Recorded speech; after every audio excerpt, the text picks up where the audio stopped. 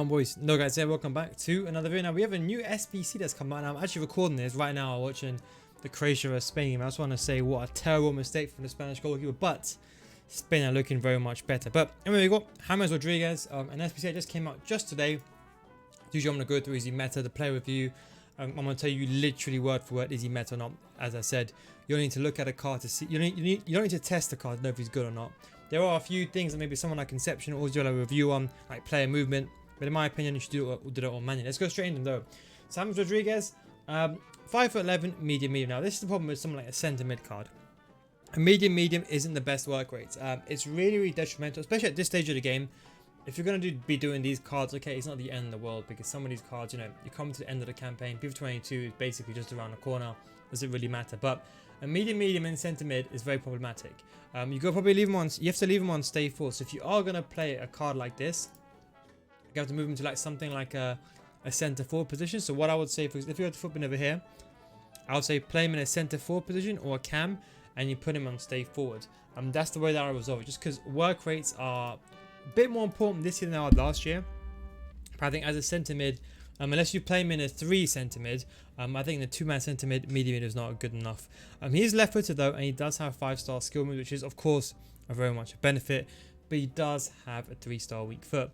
I'm pretty sure if you watch my videos already, you're gonna know what my opinion is generally. 3-star weak foot is not good enough.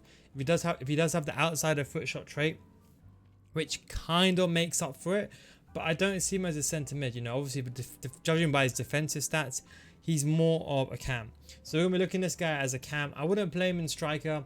Yes, he's got the skill moves, but truthfully speaking, the lack of the weak foot is really detrimental.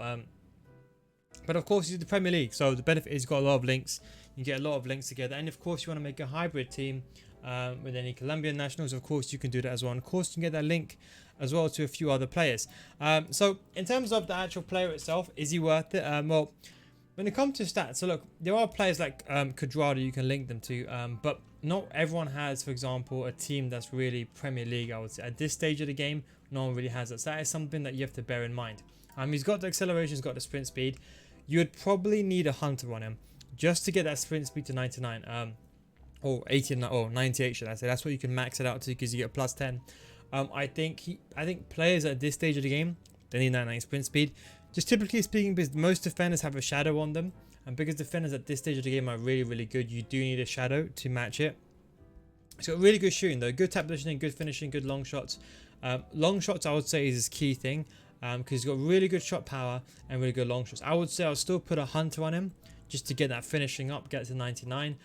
But as a cam, if he shoots outside the box, I think it'll be exceptionally good. He doesn't have the finesse shot trait, but he does have the and oh my god, Spain just scored.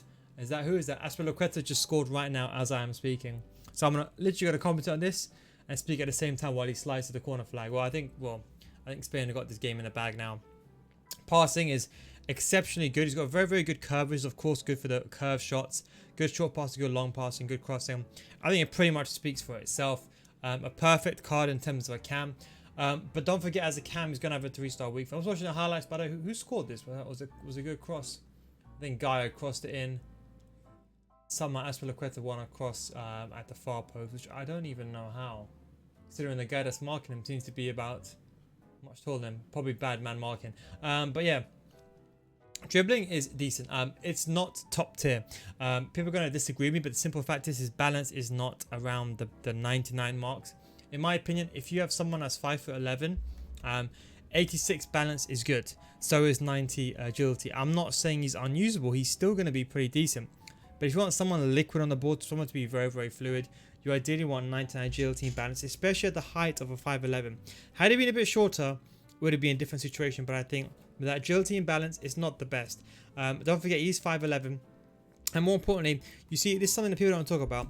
When someone's got a 3-star weak foot, as you can see over here, the issue is that when you have the outsider foot shot trait, sometimes the pass will still get made with the left foot, because outsider foot shot is kind of a trait for shooting only.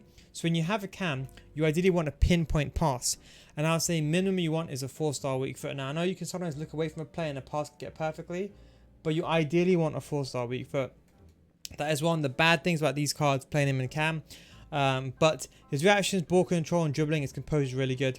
Because his composure is really good, the combination of his composure, his curve, and his long shots and his shot power make him a really good long shot taker. That's the way that I see him. I see him as a cam. If you want to spam long shots with his left foot, because most people are inclined to defend the right hand foot most of the time. But I think he's a very good card for that. Would have been perfect at the finish shot trait, but he doesn't. Defending, as I said, I will test some chemistry styles. I don't think his defending is really good enough to play centre mid, medium. I'm going to get the job done. He hasn't got any good jumping, so for the goalkeeper does cross the ball from a goal kick or does smacks the ball down the middle of the pitch, he's not going to be bringing any headers. Decent stamina, decent strength and aggression. He could also play as a left mid and a right mid in a 3-5-2, but he would need the instruction come back on defense because his work rates are not good enough. Talking about what you need for him, so what we need for him, we do need an 81, 82, an 84 and an 83 rated squad, which is actually quite expensive. They should have made him, I'll be honest, they should have made him cheaper, to be honest. I know he's 93 rated, but they should have made him very much cheaper in my opinion. I think this is a tad bit too expensive. I'm leaning towards the 200k mark if I'm not mistaken in regards to that.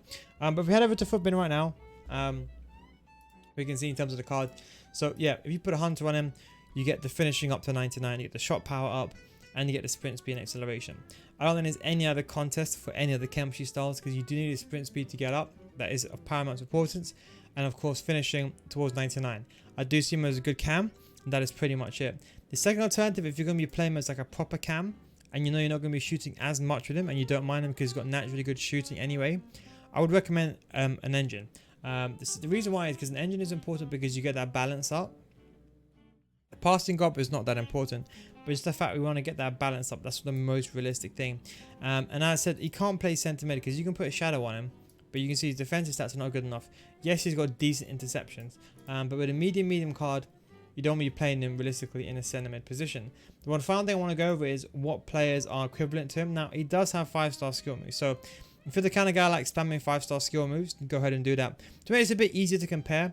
I want to put someone who's actually got 5-star skill moves. That way you can't just say I'm just chucking any player in. Now, I know there's a lot of players here that are pretty much out of budget, that I'm very much aware of. But if you think about it, you can get someone like Rashford. Even for birthday, Lucas Moura hasn't got the best of passing. So you can see he's around about 200k. But you can see you get someone like Rashford. You can even get Raheem Sterling. You can get any of these players for very much the similar price. Now, Rashford would be the card that I would go with. Now, yes, Rashford lacks the balance, but you could always put a finisher on Rashford and kind of solve that. And because he's got a 4-star weak foot, 6'1", the argument is he could be a better place as a second striker, in my opinion. So that is something that I would bear in mind. I think Moura is always going to be a better card. He's already got naturally got good finishing. Now, what I'll say is put a Deadeye on him. If you want an out-and-out cam, what I would do is have Lucas Moura. Simply because the 5-star, 4-star, he's really good on the ball, really good agility and balance. He's 5'9", he's got a good height as well for maneuverability. Very good sprint speed and good pace. And he's got the finishing. Yes, he lacks the long shots a little bit, but if you want a playmaker with 99 short passing, I think definitely he's the card to go.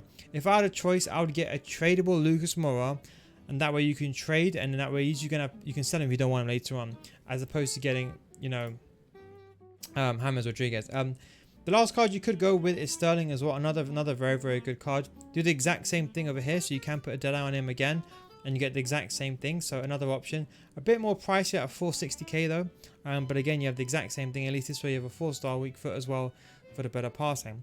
That's just kind of my review on that card. In case you remember the R-Tour card, everyone's asked me about that because that was out yesterday, but I wasn't home to make a video. I think he's actually a pretty decent card for 200k. The weak foot again does let him down, but I think on stats alone, I think he's a really good centre mid or box-to-box player. If you've got the coins, do him. You can get the link to Neymar and you get the link to Ronaldo in as well with those two links. But anyway guys, thanks for watching. Take it easy and I'll catch you next time. Peace out.